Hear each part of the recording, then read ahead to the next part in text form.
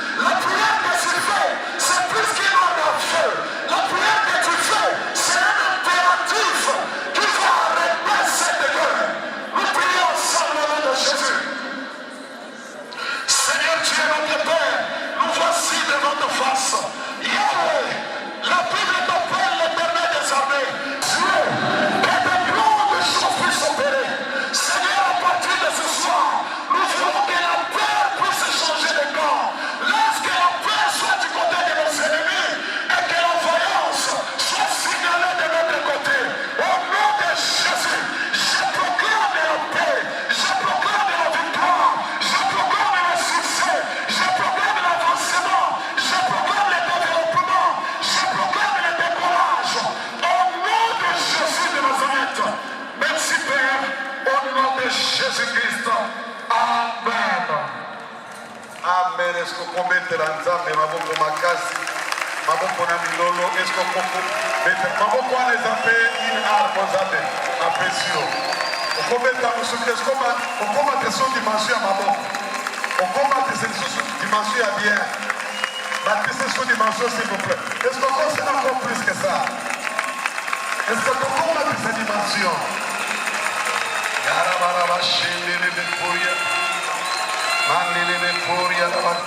Si quand on continue la deuxième, troisième étape, il y a que ça, mais la pour l'économie, il y a un bon cannabis.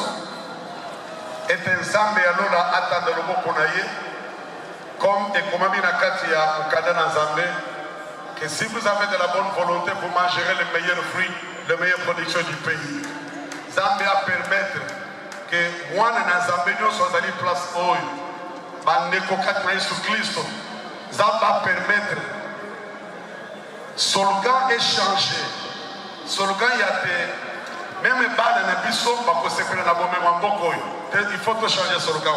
Moi dans Zambé nyos, moi dans Congo nyos, voulais-je bien dire, moi dans Congo nyos, à ce que la bombe on Zamba china kata mebele en boko. Mais notre grand souhait, c'est qu'à partir d'aujourd'hui, que chaque enfant de la RDC bénéficie largement de cette richesse. Nous avons un pays envié par tout le monde. Avec ces pays bien-aimés, il est impossible de voir le peuple congolais demeurer dans la misère. C'est ainsi qu'en ce moment, nous devons prier le Seigneur afin que là où il y avait la pauvreté, qu'il mette la richesse. Car cela est possible. Il est un Dieu capable de tout. Dans le désert, même aujourd'hui, il est aussi capable de changer notre pays, notre cher et beau pays, pour que ce pays connaisse un développement intégral sur tous les plans. Voilà pourquoi en ce moment, nous devons prier le Seigneur, faire des déclarations, afin que ces jours, le Seigneur bénisse les Congolais. Éternel Père de Tout-Puissant, ta parole déclare que je suis venu pour que mes brebis aient la vie et qu'elle l'ait en abondance. Nous te prions, ô Père, pour que cette vie abondante se manifeste dans la vie de tous les Congolais, sur le plan spirituel, matériel, physique et financier. Ta parole déclare que l'or et l'argent appartiennent à Dieu. Ce qui t'appartient nous appartient aussi. Nous proclamons aussi tout haut que l'or et l'argent soient le partage de tous les Congolais au nom de Jésus-Christ. Ta parole déclare, avant que nous soyons nés, tu avais déjà préparé le plan merveilleux pour nous, les plans de paix, de bonheur et de prospérité. Nous te prions, ô Père, pour que tous ces plans de paix, de bonheur et de prospérité se manifestent, soient le partage de tous les Congolais au nom de Jésus-Christ. Éternel, laisse maintenant que la RDC connaisse un développement intégral. Que tous les ennemis du peuple congolais soient des ennemis au nom de Jésus-Christ. Merci Père, car que notre abondance, notre harmonie, notre richesse au nom de Jésus-Christ. Que la guerre se change en paix au nom de Jésus-Christ. Que la défaite se change en victoire au nom de Jésus-Christ. Merci Père éternel, car tu es incomparable, le redoutable, l'incommensurable. Merci pour tout ce que tu as réalisé pour nous, car ta parole déclare que tout ce que vous demanderez au Père en priant. Est-ce qu'on peut mettre cette dimension à mon point de pointe? Nous sommes pour aider comme ça à la vie d'ailleurs. Par la capote, Jean-Pierre Bilal.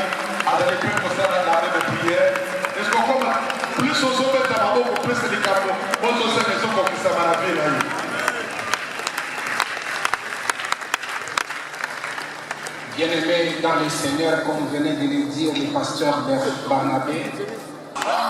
Yo koliko yo kayamo poete nzamba poni yo obatela lingomba na yo na kombo na Yesu Masia. Je prie pour le chef d'état-major Zamenalo. Tango Joshua Zalik pembeni la Jericho Netumba. Likolo na mapinga na bato tindela kiye mokonzi na mapinga na lo. Atuni Yonani, moto alobiete, je suis le chef de l'armée de l'Éternel.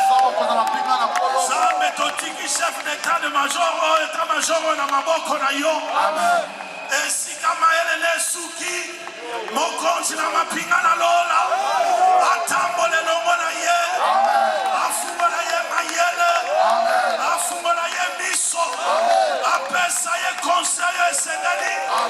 Na kati na bitumba oyo. Soki mabele bunda kama mabele bunda. Nalobi soki mo pepe bunda kama mo pepe bunda pona ye. Nalobi ete zamba ye bunda. Nalobi ete ndekela likolo a bunda. Poete mapinga na biso e mona tozali nzambe mokonzi na mapinga. Longola batretre pembeni na ye. Bandoki balongwa. Mauvaise foi. Bandako batori na mbonga bakila bakokole kuka na eroswe mema yango. Bituka basomi na basendere motasa. Je parle de la part de Dieu. Il y a une effusion du Saint-Esprit qui va se passer dans l'armée. Vous retiendrez ce jour comme un jour choisi de Dieu. Quelque chose de différent va commencer.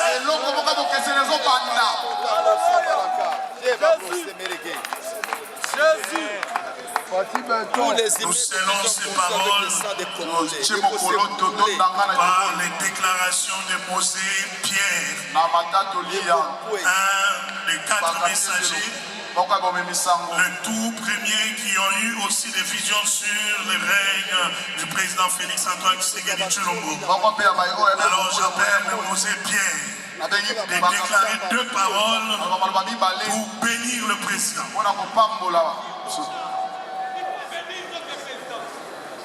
Voyez, vraiment, Anthony Zame pour la grâce.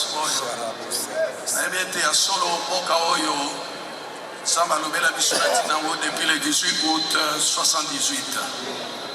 Ezali mboka oyo Nzambe aponi ete na ntango na suka liboso ete Yesu azwali ngomba na ye mboka oyo nde komema sango malamu mpona kotémoigne na ntina Kristo na mokili mobimba. Mboka oyo Nzambe aza nango likambo boye na kati nango wana mpo akoyeba ete ya solo Nzambe alobi ete mboka oyo ezali héritage mpona bana na ye. Donc jamais tata kokamata ndambo héritage atindi yango epai moko apesi bana na ndambo. Congo ekotikala kaka ndenge ya moko. Organisation ekozalaka te kosala indivisible. Mboka oyo ezali héritage ya bana na Nzambe. Boye yango na ete ya solo to akoyeba ete. Donc na nsima na etumba nyonso soki esili Nzambe akobanda mokano na ye. Donc Nzambe akosala ete mboka oyo ezala un pays très célèbre na se na moi awa. Boye okomona ete ya solo bandeko ya solo Nzambe akotombola kita ya mboka oyo na lolenge nano esalema te. Aloba na biso ete oyo asalaki na Israel na oyo esalema te ekosalema na mboka na biso. Donc na kati yango wana to akoyeba ete boye toyebi kobondela po ete ntango mokonzi ekoki ya kote eza kobelema tobondeli. Éternel notre Dieu, nous te louons, nous te glorifions, Seigneur, pour la grâce que toi tu nous accordes. Nous savons bien que toi tu es un Dieu de tout-puissant. Nous remettons ce pays entre tes mains. C'est toi qui nous avais parlé depuis le 18 août 78. Tu avais dit que tu as circulé tous les continents. Et tu es venu vers l'Afrique. Et tu as mis tes pieds dans ces pays. Depuis que tu es venu dans ces pays, depuis depuis que tu es là dans ce pays, tu resteras toujours avec nous. Parce que tu vas accomplir les dernières choses avec cette nation. Seigneur Dieu Tout-Puissant, fais en sorte que ta parole soit fidèle dans tout ce que toi tu as dit. Connaissons que tu vas accomplir de grandes choses. Bénis tes serviteurs. Bénis notre président de la République. Bénis le gouvernement. Bénis toutes les institutions. Bénis tous les services de sécurité. Seigneur, fais en sorte que ta paix, Seigneur, nous soit accordée à tous les niveaux. Que cela soit ainsi pour ta gloire. Dans le nom de Jésus, nous avons prié ainsi. Et nous lisons. Merci Seigneur. Mbote papa. Kombo na nani papa? Papa Innocent Tatu. Tatu Innocent. Tomoni na activité ya lelo oyo mangomba nyonso esangani pona kobondela na tina ya este ya mboka na biso. Omoni makambo yango manso ndenge leki boni. Makambo nyonso biso pona nzoto tokoloba ke eleki kitoko. Eleki kitoko mais pona molimo sikoyo.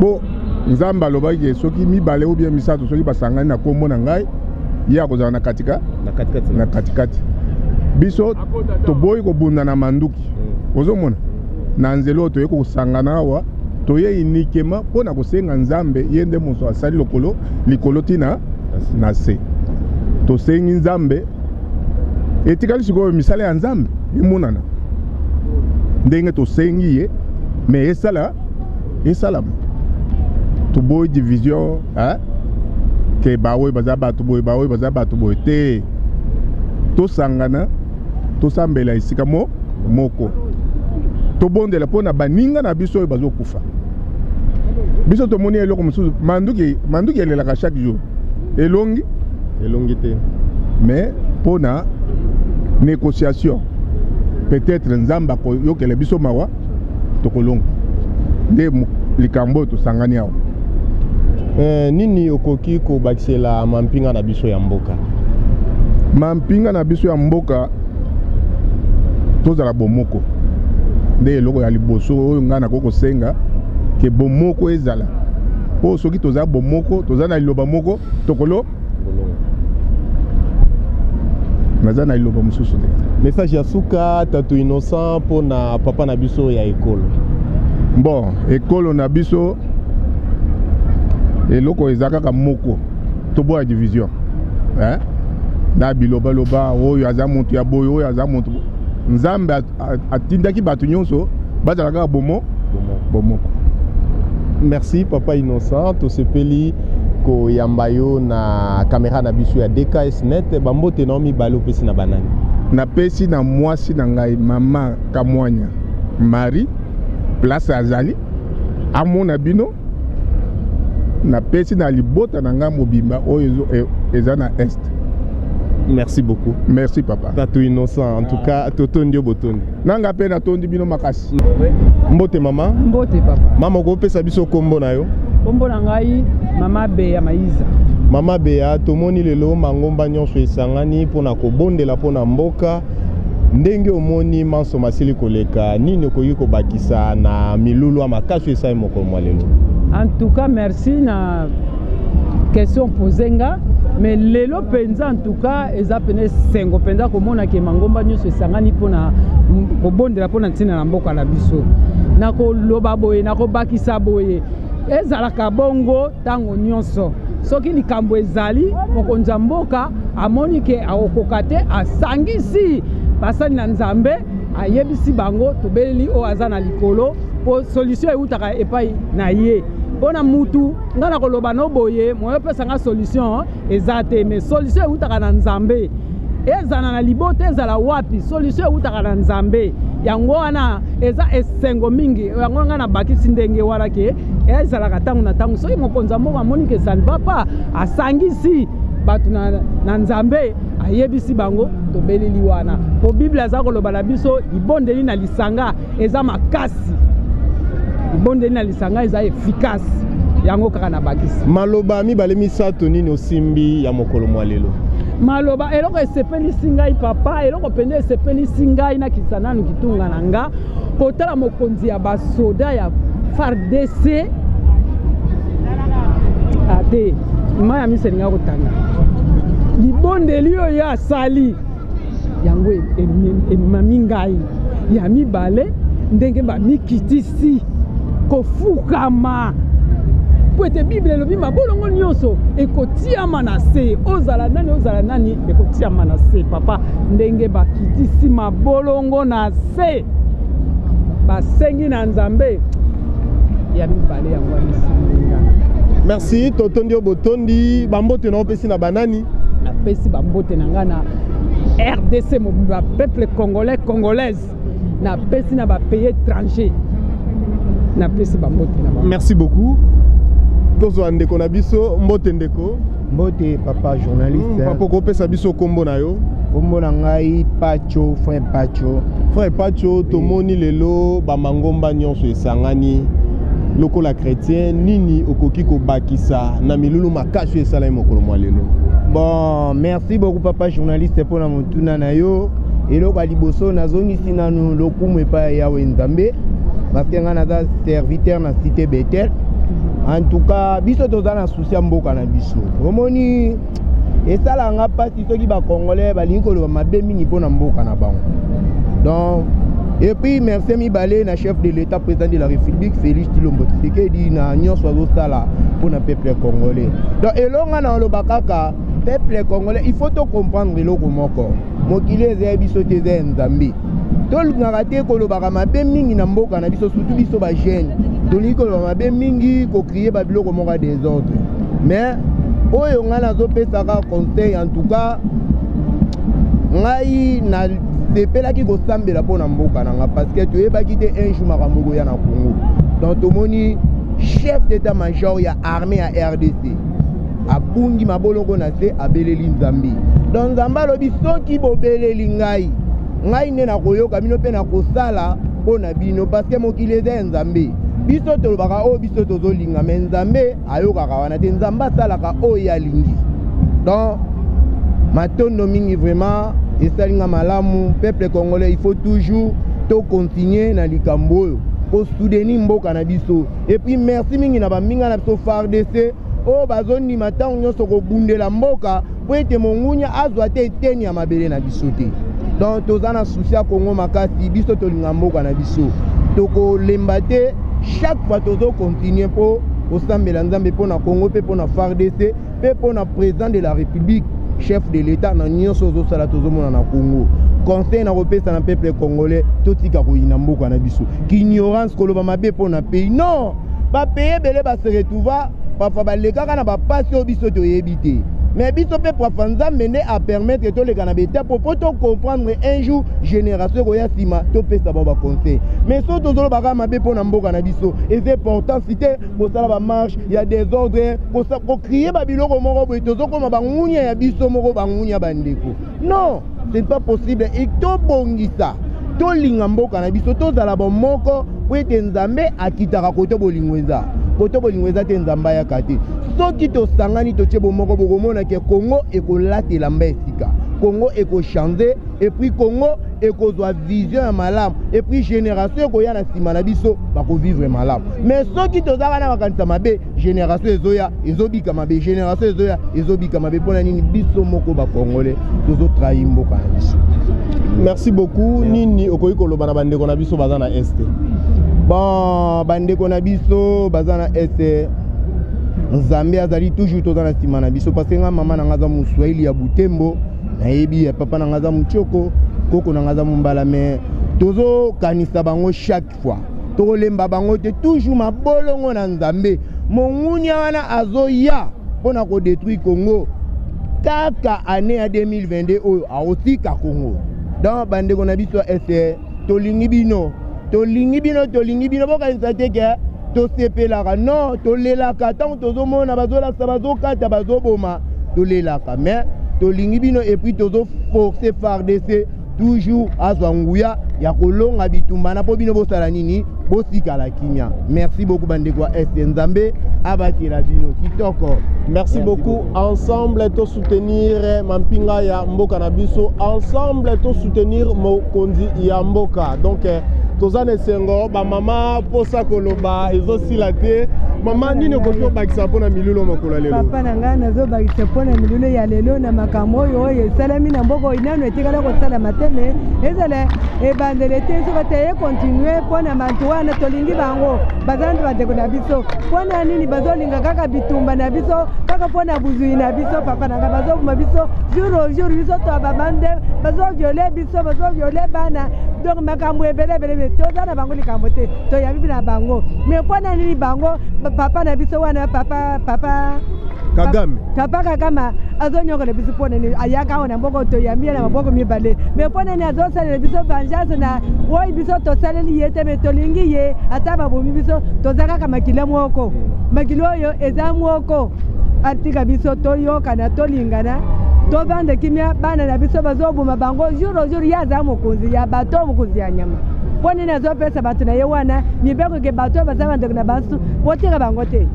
Ah, merci papa nanga. Merci maman nino kokyo bakisa na nyonso mama uti kopesa. Ne loko nyako bakisa tana au frère alobi avant maman nga naza congolaise, papa congolais, maman congolaise.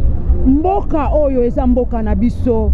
Naza mosala Nzambe tangu Nzambe akati ba mboka sepeli kopesa biso eteni oyo papa nangai.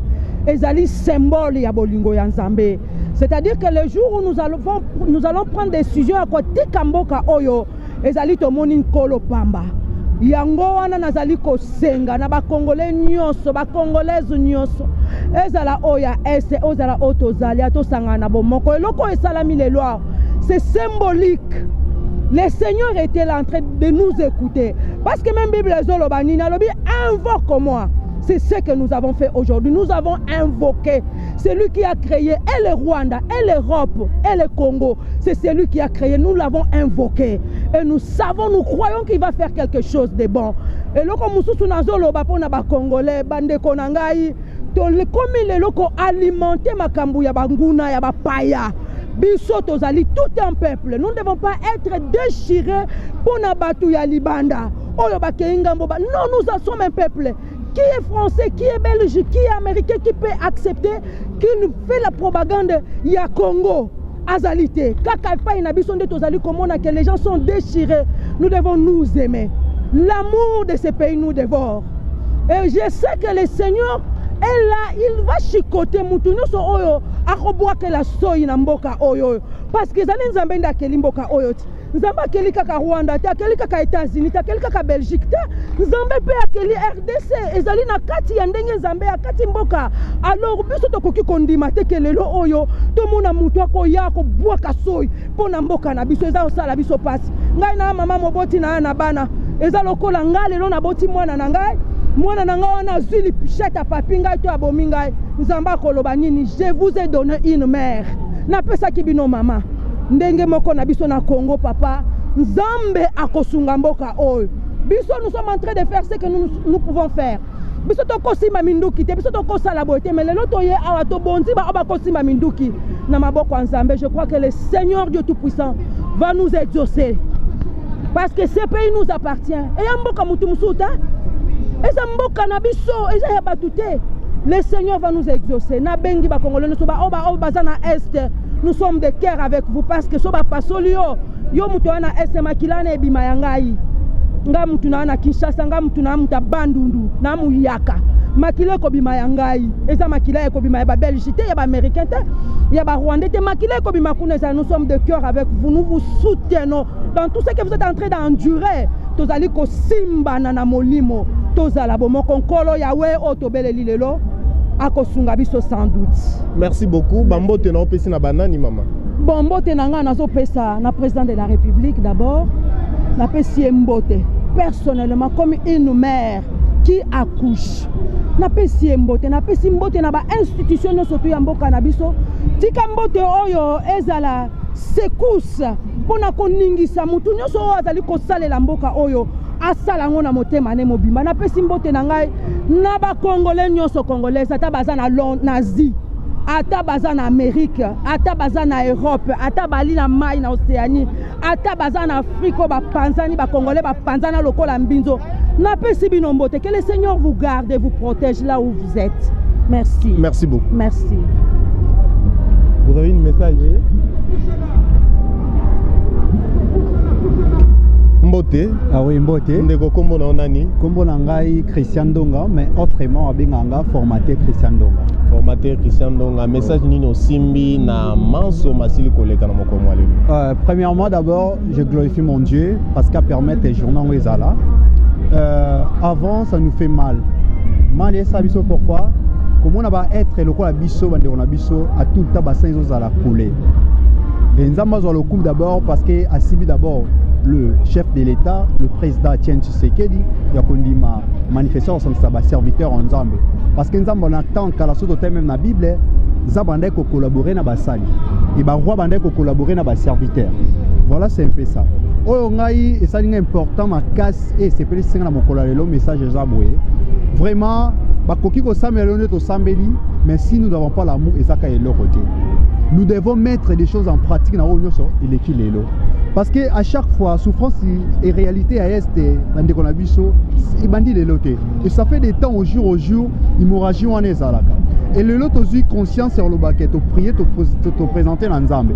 Mais est-ce que tu te présenter Nzambe Kanabiso? C'est consciemment que Biso, na kat na Biso, il n'y a pas de traite.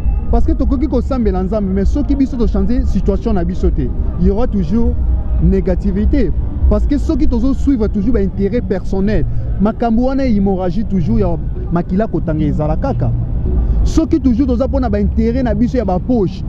Toujours makila kotanga mais c'est important pour un message arrive ça bande ko ezani. Dans le gouvernement partout bazali et sengelinde premièrement bazana souci ya peuple. Amona peuple aza d'abord ndeko na ye.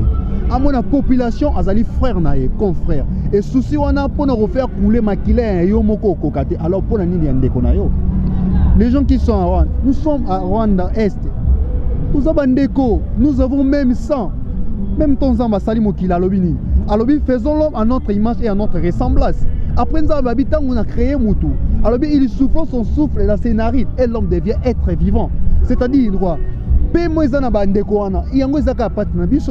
Nous sommes les frères. Et le Kabola biso te richesse kotikala nanya kunama na richesse. Tous en avons mon corps. Zambé aza pour tout le monde. Zambé eba qui est pourquoi ça qui richesse on a. Mais s'il vient avec une réconciliation avec Ozoa, ils en ont normal peut bazuit tout ça là ba faire na bango.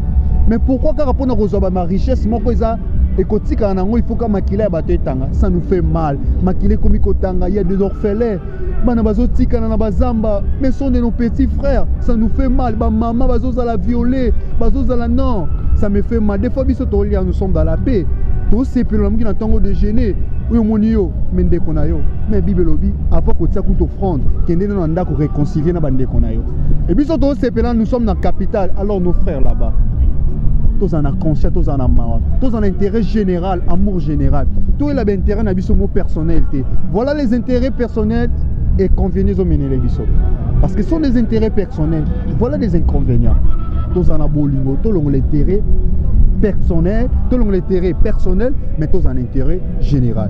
Yango moni, et là qu'on a ngana loba esuka, namboka na biso, totika biloba loba, totika ba sipchonima, un tel loba qui, un tel sala qui boy, ça n'a pas de sens. Totika ko vendre dans temps, au lieu que to vendre dans temps, to réfléchir quoi nous devons faire, mais tous attendre passer dans n'importe quoi, ça ne sert à rien. Pour réfléchir pour notre cannabis. C'est notre pays, nous devons le bénir matin, midi, soir. Et laissons de maudire notre pays. Non. Roi Angola, ils ont fait combien de temps la souffrance pour qu'aujourd'hui qu'ils soient Angola, France que nous voyons aujourd'hui. Et tout le monde va en France, va apprécier France. Ils ont fait combien de temps la souffrance et pourquoi pas nous la RDC. Nous devons espérer. Aujourd'hui, RDC n'a pas c'est bien. C'est bien to tiki na bokanza to collaborer nzambe na situation na biso. Mais est-ce que kati na biso to zana pe na bolingo? Est-ce que kati na biso to changer pe position parce que si tu changes ta situation, nzambe va changer position. Voilà, c'est un peu ça. Merci beaucoup, mon frère. Que l'amour règne dans notre pays. Tout ce pays là qui koyambayo na caméra na biso ya DKS Net. Bambote na opesi na banani. Bon, premièrement, na pesi mbote na prophète Condé Paul Dominique, le ministre universel pour la paix. C'est un papa où a enseigné toujours doctrine à paix na kata mokili. Même dans notre église, on a fait aussi des temps de contribution pour na bandeko na biso kuna. Salaki pour notre tinde bandeko toujours bas en paix. Et je remercie pour l'enseignement na mokili, toujours enseignement ya paix. Mutasalo mabe limbisae. Voilà enseignement fait dans mokili. Et pesi biso paix lelo ndeko sali mabe limbisa. Et tant que yo limbisa ndembo la mwana ndezo continuer jour jour mona ke pepe ko na kata mokili.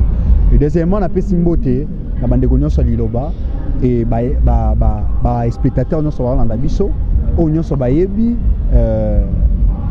o nyonso bazolanda ngai na pesi bino mbote na pesi mama na mbote Christine tuzolana EP na pesi libota mobima mbote pe na pesi Bonervindo nga Lusenge mbote. Vraiment tous en kimia o est important to bénir Congo na biso nyonso yozala malam. Merci beaucoup. Balandia DKS Net, c'est bien moi votre humble serviteur, les Goliaths de la presse congolaise. Route numéro 1, Bomamata du Mwanda, donc Douaki na stade des martyrs, ici ko wapi, libonde lipo na mboka, baike ya mangomba, basangana ki mokolo ya lelo, pona ko bondela nantina ya mpasi oyo, ezokoma na este ya mboka na biso, donc bamangomba esangana ki pona ko bondela nkolo nzambe et ensemble elongo na nzambe toyebi ete tokolonga po mboka na biso tozala kaka ba longi et mingi vraiment banganga nzambe babondelaki pona kimia na este ya mboka na biso et puis pe babondelaki na maimatali économie ya mboka na biso et puis basambelaki na maimatali banti valeur donc biso banso nous refusons cette souffrance de guerre dans mboka na biso tolemi makambo ya bitumba tozana posa este ya mboka na biso bandeko babika na kimia po baza na droit na yango. Trop c'est trop, nous disons non contre les antivaleurs et tozana bandeko. Il y a un groupe d'intercession Force de Jésus sans mélange. Et si on voit plutôt Koutanina prophète Jacob Ilunga et l'on président Kabeya Léon bazana message oyo bazo pesa na baike ya mboka bazana message oyo nzambe atalisi bango nantina maike ezole kanakati ya mboka na biso mbote prophète Jacob. Bonjour, mbote papa. Bonne santé. Santé ezango bien. Ya mbotoko bananu tol bananu vraiment tina ya milulu ya mokolo ya lelo lokola prophète et un serviteur de Dieu omoni activité yango ndenge nini? Non, activité à lelo elekani moi bien makasi na onyo so basali ezalaki moi bien makasi assistance na nzambe ezalaki na kati lingomba nyonso amokolo ya lelo. Merci beaucoup to kenemba ngoipa président Kabeya Léon tala pe caméra na biso président nino koki ko bakisa na ndenge banganga nzambe mangomba nyonso esangani boye vraiment pona koluka nzambe pona kimia ya mboka na biso. En tout cas merci beaucoup. Na sepeli makasi lolenge makambo eleki lelo lolenge mboka mobimba indimi kosangana pona kobondela pona bitumba oyo ezali kotungisa biso. Oyo nazali kobakisa ezali ete congolais kolala te congolais zalaka na molende ya kosambela parce que lobiko na biso ekouta na nord to na sud te kasi ekouta bobele epa na nzambe ye moko. Et vraiment donc l'intégrité territoriale est sacrée donc tous en a droit ya ko batela vraiment bakwenyo so ya mboka na biso et peuple nyonso esangani lokola moto moko pona ko soutenir mampinga ya mboka na biso. Président tolingi toyeba groupe d'intercession ezwami wapi? Groupe d'intercession na biso ezwami na église na biso et pays oyo nikoloba église presbytérienne unie oyo ezali na commune ya Kimbanseke précisément na Mokali avenue Moba 87. Et voilà, président, tout ça na posa ya ba coordonner na bino batu bazolanda biso na bamboka yike bakozala pe na posa ya ba soutien na bino ya losambo so ko pesa na bandeko bazolanda biso ba coordonner na bino ba numéro na bino ya téléphone o bandeko bakozwa bino anzela si. Merci soko lingi ozwa biso okoki kolanda biso na numéro 85 143 21 72. Ce qui peut au lingi aux habits na numéro mususu ya Vodacom ezali 82 0333 793 Merci beaucoup. Donc, tout le Canada, deuxième étape, le prophète Jacob Ilunga Azana Mai Oyo Nzambe alobela kie nantina makambo yiko ezoleka na est ya mboka na biso et président na biso Kabea Léon akolimbola po prophète na biso Jacob akoloba na monoko moko ya balang na biso ya mboka koloba na Chiluba et président Kabea Léon nde akozongisela bayike bazolanda biso na nzela monoko ya Lingala. Prophète Jacob Ilunga, message nini oyo Nzambe atalisi yo pona est ya mboka na biso. Ok, merci beaucoup, monsieur le journaliste. Pour la groupe Sangali Loba, Nazo Loba, na Chiluba, Mbampecha message. Bapessinga message. Muchikondo chaji tendele ya intercession. Na tango tobanda ko sambela na kati ya intercession. Badi bakangula meso ni munyuma muimpa. Bafongolinga miso na lisunga molimo santo. Muchikondo chito abangi sambela bwa vite jigutunga je tuja est. Tango tobanda ko sambela pona bitumba oyeseli koleka na ngambo oya est. Badi bakangula meso ni munyuma muimpa. Bafongolinga miso na ngai na nzela molimo santo. Njimo na bandeshe chimeno chinene bikoi. Na moni balakisi ngai mir munene makasi. Ukadimika la hanga cha Rwanda ni Congo. Mir entre Rwanda na Congo. Menji moni bikala bakaji bandesha. Na moni bazolekisa ngai lisusu. Basalai ba Rwanda. Basoda ya Rwanda. Bikala babuni bikoni. Basaleke bele mingi. Nji moni bikala bandesha kabiji. Na moni balakisi ngai lisusu. President wetu wajitunga. Mokonzi ya mboka na biso. Mwikalo ukaji nyimo kashiwenda. Na mwasi na ye. Nyimo na bandesha kabiji basalai babuni bikole bikala kadi ba mwanture. Na moni balakisi ngai lisusu basoda na biso ya Congo ebele basali ko entouré. Njimo na kabiji bakata présidentiel bende bikala bakadi ba mwanture. Na moni na bagade présidentiel zinga na ye. Njimo na bikala bakaji benza affrontement. Na moni bazali ko sala affrontement. Mo affrontement vous bikala benza. Na kati affrontement bazo sala. Njimo na basalai ba Congo. Na moni basoda ya Congo. Bikala jinsambu ya chimenu. Na ngambo ya mir. Njimo na basalai ba Rwanda. Basoda ya Rwanda. Bikala bakaji jinsambu ya chimenu kabiji. Bango pe na ngambo ya mir. Njimo na bakaji benza affrontement. Na moni bazo sala affrontement. Mo affrontement ukaji benza. Na affrontement wana. Njimo na basalai betu ba Congo. Na moni basoda na biso ya Congo. Bikala bakaji nyema bakomi ko kima jumu na kabiji bagarde présidentielle na moni bagarde présidentielle bikala bakaji banyema kabiji bazo kima pe njimu na basala bitu bakongo bakaji bafobikoli na moni basoda na biso ya Kongo bazo kufa mingi njimu na bakaji bashia président wetu ngayenda na moni bazo tika président na biso ye moko muchiko nchi bashia président wetu ngayenda tango bazo tika président ye moko njimu na bikala bakaji balwa chika président chilamba chitoka na moni balati si président elamba ya pembe chidi chingamesha nchingani oye kamusinga ezani njimu na bikala bakaji bashia président keli na moni bazo pesa mokosi na biso mbeli me kaji kela kikala kakesi me mbeli yango mukie makasi njimu na ukaji mko atakela ko na moni asimbi mbeli yango njimu na ukaji uchiha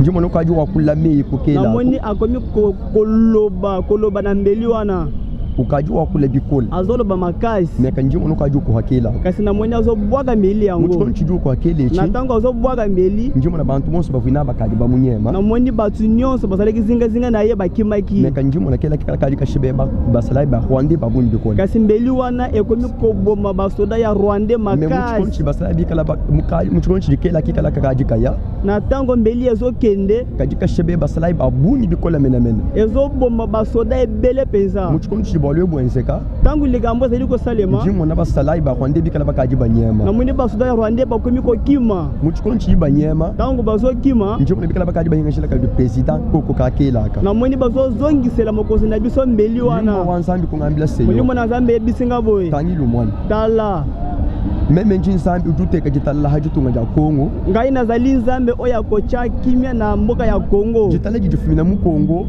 kimia oyo ekouta na Kongo kaja kufuma kubunywa basala bikala bakutuma ku est ekouta na ebele ya basoda oyo basa na est te na shaku nord ata ko nord na shaku sud ata na sud na shaku kwa chaja bantu to ata na lisungi ya mutu te chimuna ja Kongo elonga ya Kongo meme jinzambi muditeka munda mwa chansa chafu waji ngai nzambe na chango na loboko ya mokonzi ya mboka Kongo anu mwa muli bikala bakaji bamuhisha ko kaka lolenge omoni bazo pese mbeli oya mukie kumuni meme nzambi muteka buchumuni kujiyi ndenge ngai nzambe na pese longe pai na ye wa meme nzambi kuchumuna to nyimfiti gitangila hajitunga je poete ngai nzambe na longe bitumba oyo selika china Kongo baji bangambila setani lo mwana bayebisi ngai boye mwana jibe jitoka namoni papi ya pembe kaji mashiko kasi na makila ne mashami kala kaja amata makila ne zotanga ba kuhula mashao namoni bazo pangisa makila wana sambi wangambi diseyo ndimo na zambi ebisinga bulelela ya solo na chichitu chabula bacho muhila kachaku muntu muhila wa munda mwajitunga dachana kakuchanga tambulo be muto ataki teni moko te ya Kongo muntu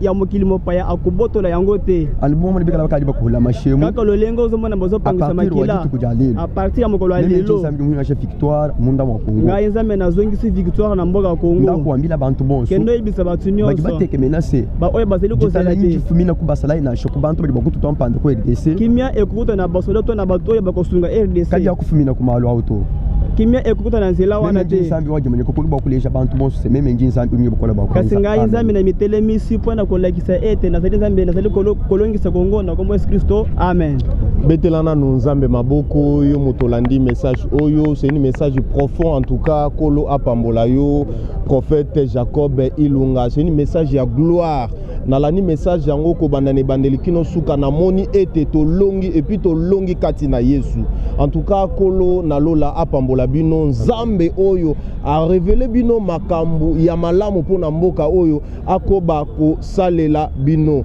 prophète Ilunga tozokoma na biso na suka ya masolo na biso na yo maloba na ya suka ezali nini na bandeko nyonso bazolanda biso na DKS net na bandeko nyonso bazolanda biso oyo mutuya oyo bakokanga ezaki babondela makasi bacha elika na bango epa ya basoda te mais kasi bacha elika epa ya nzambi parce que yende mutu akolongisa biso bitumba oyo ndenge auti kolobela biso awa amen donc totia elika epa ya nzambe epa na yende sécurité na biso eza assuré président Kabeya Léon maloba na ya suka na bandeko nyonso balandi biso na DKS net maloba na ngai ya suka nazali ko encourager congolais nyonso bien que aussi oyoki to omoni makambo seli koleka na est mais yeba ete elonga nzambe asi apesi biso nasali ko songa susu koloba ete kolala te telema bondela po ete nzambe na biso a confirmer elonga na ye po na kimia na mboka na biso.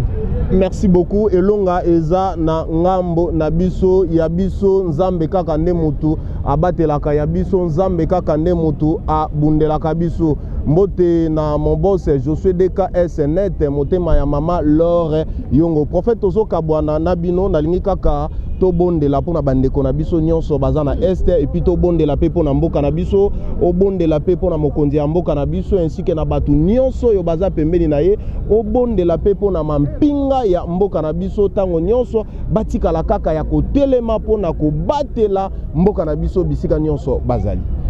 OK, merci beaucoup.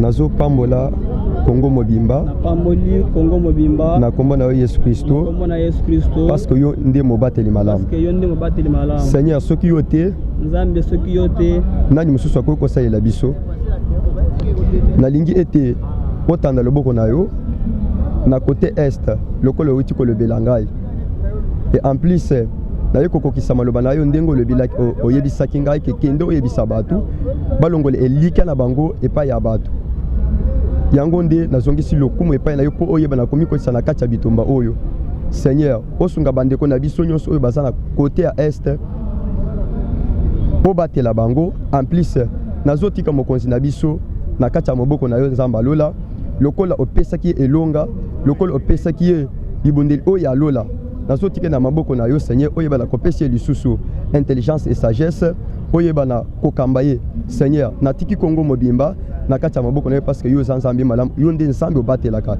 na pamboli bango nyonso na kombo ya Yesu Kristo amen.